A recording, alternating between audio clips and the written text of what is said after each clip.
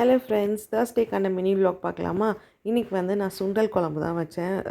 Thursday அப்படின்னாலே mostly சுண்டல் போட்டு குழம்பு வச்சோம் அப்படின்னா தான் ஓரளவு சாட்டிஸ்ஃபைடாக இருக்குது. ஏன் அப்படின்னு பார்த்தீங்கன்னா, இது வந்து இட்லி தோசைக்கு தொட்டுக்கலாம், குழம்பு சாப்பாடு போட்டு சாப்பிட்டுக்கலாம். அண்ட் இன்னும் கொஞ்சம் ரொம்ப சோம்பேறித்தனமாக இருந்தால் சப்பாத்தி கூட வச்சு சாப்பிட்டா கூட சூப்பராக இருக்கும். அண்ட் அதுக்கு வந்து பீன்ஸ் பொரியல் தான் வச்சேன். எனக்கு கீரைக்காக வெயிட் பண்ணிகிட்டே இருந்தோம் ரொம்ப நேரம், பட் கீரை வரல.